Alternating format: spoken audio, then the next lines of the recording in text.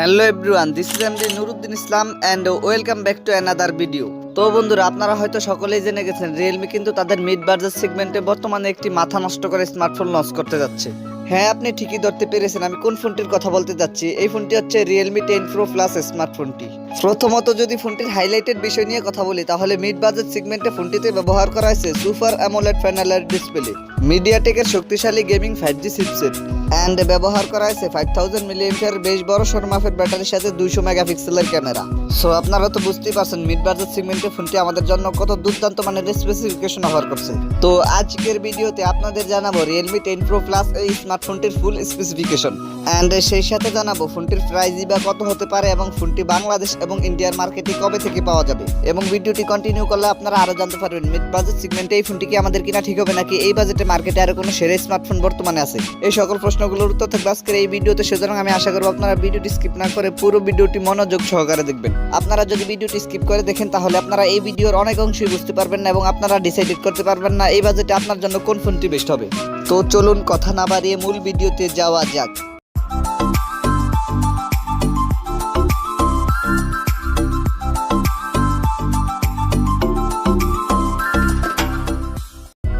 First of all যদি ফোনটির design and এর বিল্ড কোয়ালিটি নিয়ে কথা বলি, তাহলে Realme 10 Pro Plus এই স্মার্টফোনটির পেছনে ব্যবহার করা হয়েছে গ্লাস অ্যান্ড প্লাস্টিকের সম্মিলিত ব্যাক প্যানেল। ফোনটির পেছনের একটি ক্যামেরা বাম্পারের মধ্যে আপনারা পেয়ে যাবেন ট্রিপল ক্যামেরা সেটআপ, আর ফোনটির ফ্রন্ট পার্টে আসলে ফুল ভিউ ডিসপ্লের বাম পাশে পেয়ে যাবেন পাঞ্চুল ক্যামেরা সেটআপ। ফোনটিকে ব্ল্যাক অ্যান্ড গোল্ড এই দুইটি কালারেই পাওয়া যাবে। এই ফোনটির ওয়েট করা হয়েছে মাত্র 176 গ্রাম। ফোনটিতে আপনারা দুইটি সিম কার্ডের পাশাপাশি একটি micro SD card slot easily ব্যবহার করতে পারবেন। তো আশা করি আপনারা ফোনটির ডিজাইন সম্পর্কে মোটামুটি একটি ভালো ধারণা পেয়েছেন। ফোনটির ডিজাইন নিয়ে বলতে গেলে পার্সোনালি ফোনটির ডিজাইন কিন্তু আমার কাছে অনেক ভালো লেগেছে। আপনাদের কাছে ফোনটির ডিজাইন কেমন লেগেছে কমেন্ট করে অবশ্যই জানাবেন।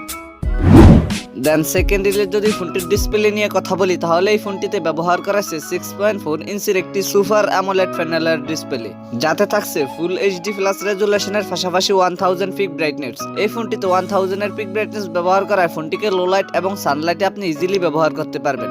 বিশেষ করে ফোনটিকে লো লাইটের পাশাপাশি সানলাইটে ব্যবহার করার সময় ফোনটির ডিসপ্লে থেকে আপনারা কোনো আলোর ঘাটতি ফেস করবেন না।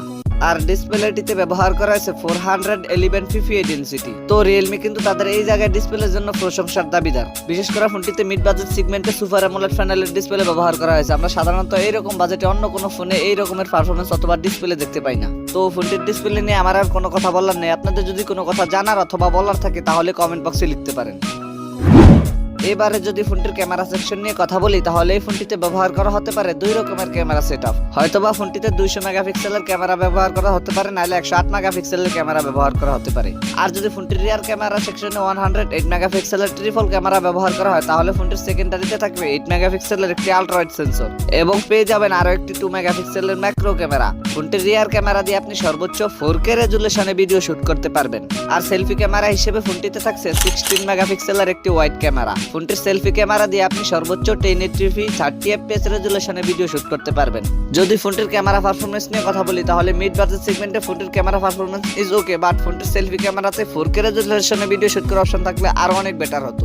কিন্তু বাজেট রেঞ্জে আমরা একটি ফোন থেকে সকল কিছুই তো আর আশা করতে পারি না, কিছু তো ছাড় দিতে হয়। এবারে যদি ফোনটির পারফরম্যান্স নিয়ে কথা বলি, তাহলে এই ফোনটিতে ব্যবহার করা হয়েছে মিডিয়াটেক ডাইমেনসিটির 1000 চিপসেটটি। এই চিপসেটটি কিন্তু পারফরম্যান্সের দিক দিয়ে কোয়ালকম স্ন্যাপড্রাগনের 888 চিপসেটটির মতো পারফরম্যান্স দিয়ে থাকে। ফোনটিকে আপনারা 6128 এন্ড 8256 এই দুইটি ভেরিয়েন্টই পেয়ে যাবেন। আর স্টোরেজ ক্যাটাগরি হিসেবে ফোনটিতে ব্যবহার করা হয়েছে UFS 3.1। ফোনটিতে আপনারা দুইটি সিম কার্ডের পাশাপাশি একটি micro SD card slot easily ব্যবহার করতে পারবেন। আমার মনে হয় ফোনটিতে এত ভালো মানের স্টোরেজ ক্যাটাগরি ব্যবহার করার ফলে ফোনটিতে আলাদা কোনো মাইক্রো এসডি কার্ড স্লটের অপশন একদমই প্রয়োজন হয় না। তবুও Realme যে তাদের এই ফোনটিতে আলাদা মাইক্রো এসডি কার্ড স্লটের অপশন দিয়ে দিয়েছে, এটি হচ্ছে আমাদের জন্য একটি প্লাস পয়েন্ট। ফোনটির এই চিপসেটটি দিয়ে আপনি PUBG এবং ফ্রি ফায়ারের মতো হাই কনফিগারেশনের গেমসগুলো বেশি স্মুথলি প্লে করতে পারবেন। ফোনটি দিয়ে আপনি PUBG এবং ফ্রি ফায়ারের মতো গেমসগুলো প্লে করার সময় ফোনটি থেকে কোনো ধরনের ল্যাগ বা ফ্রেম ড্রপ পাবেন না। এবারে যদি ফোনটির ব্যাটারি অ্যান্ড এর চার্জার নিয়ে কথা বলি, তাহলে এই ফোনটিতে ব্যবহার করা হয়েছে 5000 মিলিঅ্যাম্পিয়ার ব্যাটারির সাথে 125 ওয়াটের একটি ফাস্ট চার্জার। এছাড়া সিকিউরিটি হিসেবে ফোনটিতে থাকছে আন্ডার ডিসপ্লে ফিঙ্গারপ্রিন্ট। আর ফিচার হিসেবে ফোনটিতে প্রায় সকল ধরনের ফিচারই থাকছে, যেমন audio jack 3.5 mm, bluetooth 5.3, USB type C port 2.0, wifi 802.11, NFC সহকারে থাকছে জিপিএস। রিয়েলমি জানিয়েছে ফোনটির বক্সে দেওয়া 125 ওয়াটের ফাস্ট চার্জারটি দিয়ে ফুল চার্জ করতে মাত্র 17 মিনিটের মতো সময় লাগবে। এবারে যদি ফোনটির প্রাইস অ্যান্ড এর লঞ্চিং ডেট নিয়ে কথা বলি, তাহলে এই ফোনটির প্রাইস হতে পারে ইন্ডিয়াতে 30,000 রুপির মতো, আর বাংলাদেশি বাজারে এই ফোনটির প্রাইস হতে পারে 35,000 টাকার মতো। তবে ফোনটি যদি এই বাজেটে বাংলাদেশে লঞ্চ হয়, তাহলে ফোনটি কিন্তু আমাদের জন্য বেশ আকর্ষণীয় কিছু অফার করছে। এই বাজেটে ফোনটি থেকে আমরা যে সকল সেরা স্পেসিফিকেশনগুলো পাচ্ছি তা হচ্ছে সুপার অ্যামোলেড প্যানেলের display with 1000 pick brightness, Dimensity শক্তিশালী এবং গেমিং একটি চিপসেট, আরও হচ্ছে ফোনটিতে সুবিশাল ব্যাটারির সাথে একটি ফাস্ট চার্জার। তো ফোনটি যদি বাংলাদেশি বাজারে 35,000 টাকার মধ্যে লঞ্চ হয়, তাহলে ফোনটিকে আপনারা চোখ বুঝে কিনে ফেলতে পারেন। ফোনটি বাংলাদেশি বাজারে লঞ্চ হলে ইনশাআল্লাহ আপনাদেরকে জানিয়ে দেব ফোনটির প্রাইস এবং ফুল স্পেসিফিকেশন সম্পর্কে। সেই জন্য আমাদের চ্যানেলটিকে সাবস্ক্রাইব করে আমাদের পাশেই থাকবেন, যাতে ফোনটির পরবর্তী ভিডিও আপনার মিস না হয়ে যায়। আর আমি এই ভিডিওটি বানাতে অনেক কষ্ট করেছি, আমার কষ্টের অনুপ্রেরণা হচ্ছে আপনাদের একটি লাইক। যদি ভিডিওটি আপনাদের ভালো লেগে থাকে তাহলে ভিডিওটিতে একটি লাইক দিয়ে দিতে পারেন, আর যদি ভিডিওটি আপনাদের ভালো না লেগে থাকে তাহলে ডিসলাইক একদম ফ্রি। তো আবার দেখা হচ্ছে নতুন কোনো ভিডিওতে নতুন কিছু নিয়ে। সে পর্যন্ত সবাই ভালো থাকবেন, সুস্থ থাকবেন, আল্লাহ হাফেজ।